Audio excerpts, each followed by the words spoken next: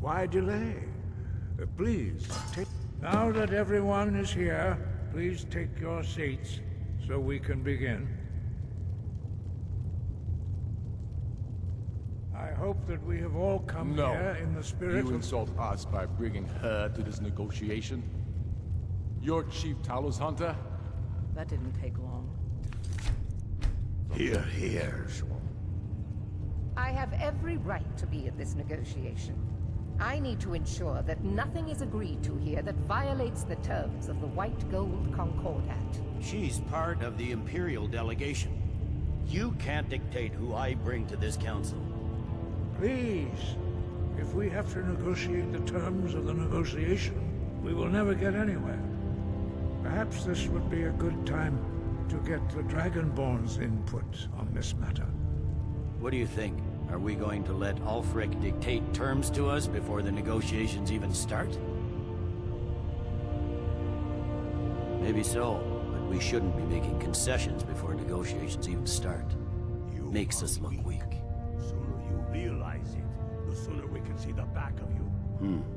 I guess I'll defer to your judgment on this one, but I think it's a mistake. Very well, Ulfric. Enjoy your petty victory. The Thalmor will treat with whatever government rules Skyrim. We would not think of interfering in your civil war. Ha! Skyrim will never bow to the Thalmor. Unlike your Imperial friends here. You're lucky I respect the Greybeard's counsel, Galmar. Legate, we represent the Emperor here. Sorry, sir. It won't happen again. Now that that's settled, may we proceed? I have something to say first. Here we go. The only reason I agreed to attend this council was to deal with the dragon menace. There's nothing else to talk about. Unless the Empire is finally ready to renounce its unjust claim to rule over the free people of Skyrim.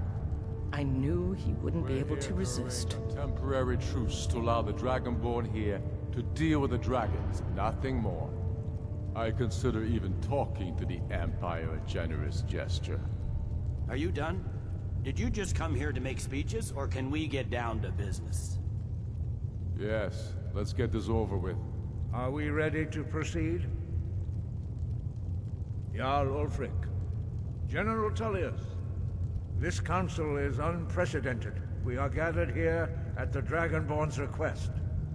I ask that you all respect the spirit of High Hrothgar, and do your best to begin the process of achieving a lasting peace in Skyrim.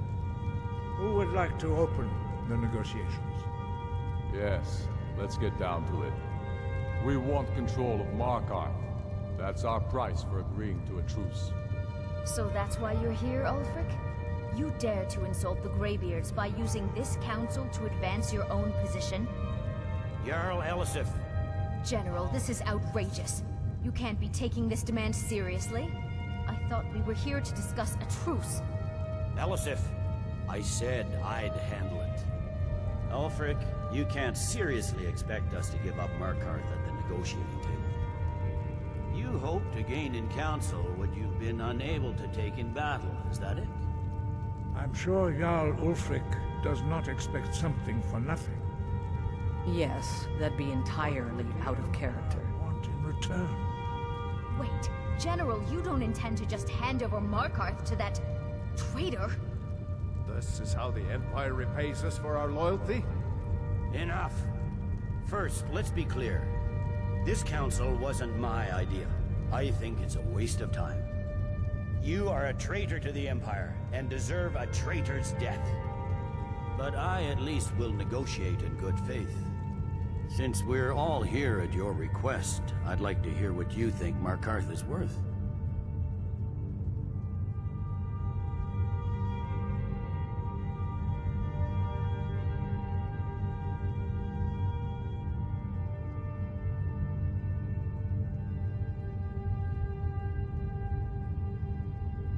In exchange for Markarth, the source of most of Skyrim's silver. Hardly. Riften seems like a better choice to me. Well fortified, easily resupplied from across Lake Honric, plus all the mead we can drink.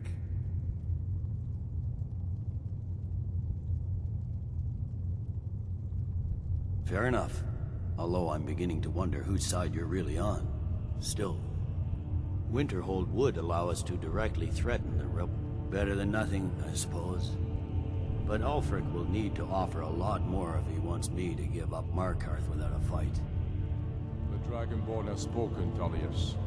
Markarth will be ours. Now we'll see if there's anything behind your talk of good faith.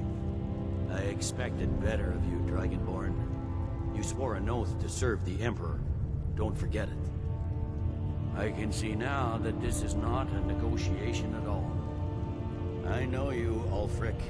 If I hand over Markarth, you'll be ready with a new demand. You're losing this war, and you know it. Soon enough, I'll have you back under the headsman's axe, and this time there won't be any dragon to save you. As always, the Empire's fine words are worth nothing. Stop! Are you so blind to our danger that you can't see past your petty disagreements? Here you sit arguing about nothing, while the fate of the land hangs in the balance. Is he with you, Delphine? If so, I advise you to tell him to watch his tongue. He is with me, and I advise you both to listen to what he has to say before you do anything rash. Don't you understand the danger? Don't you understand what the return of the dragons means? Alduin has returned, the World Eater. Even now he devours the souls of your fallen comrades. He grows more powerful with every soldier slain in your pointless war. Can you not put aside your hatred for even one moment in the face of this mortal danger? I don't know about the end of the world, but this dragon situation has gotten out of hand. If this truce will help the Dragonborn here put an end to that menace, we both gain. Remember that, Ulfric. Now, back to the matter at hand. You know as well as I do that we can't hand over Markarth on these terms. You see what talking to them gets us? I'm listening. We want compensation for the massacre at Karthwasten. You slaughtered the very people you claim to be fighting for. True sons of Skyrim would never do such things. Damned Imperial lies. My men would never stoop to such methods, even in retaliation for your butchery at... All the blood spilled in this war is on your head. So, Dragonborn, what do you say?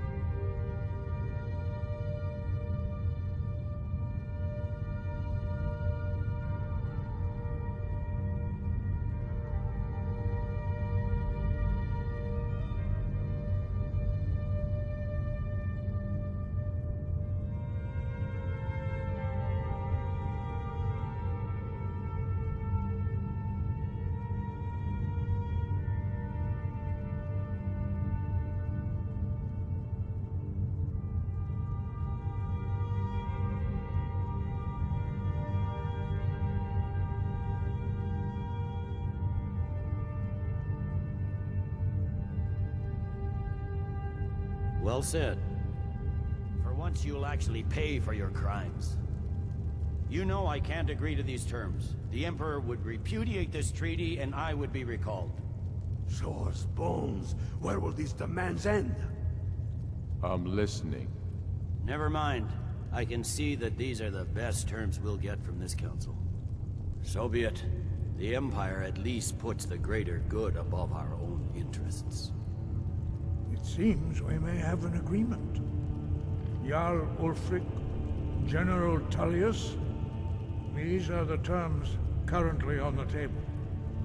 Markarth will be handed over to Ulfric's forces, Jarl Igmund will step down, and Thongvor Silverblood will become the Jarl of Markarth. Ulfric will allow Imperial troops to enter Winterhold. Courier will replace Kraldar as Jarl. The Stormcloaks will pay appropriate compensation for the massacre at Karthwasten. You both agreed to this? The Sons of Skyrim will live up to their agreements, as long as the Imperials hold to theirs. What about you, Elisif? Are these terms to your liking? Speak up! I'm sure General Tullius is waiting to do your bidding. I have nothing to say to that murderer. General, you've proven yourself a good friend to Skyrim. I continue to trust that you will do your utmost to safeguard our interests. Thank you, Jarl Elisif. I appreciate your loyalty. These terms blatantly favor the rebels. Everyone here knows that. But the Empire will accept them until the Dragon Menace is dealt with. After that, Ulfric, there will be a reckoning. Count on it. You disappointed me. You gave too much away. More than was necessary to secure this truce. You should think harder on your oath to the Emperor next time you're deciding what's right. Pay no attention to him. A Ponderous Windbag, like most Imperial generals. Come on, Nomai. We have a lot of work to do. Giving up Martin. I hope this truce gives you what you want. Truce, Dragon. It won't last. I hope it was worth it. We're counting on you to make Jarl this all Balgruuf. worthwhile.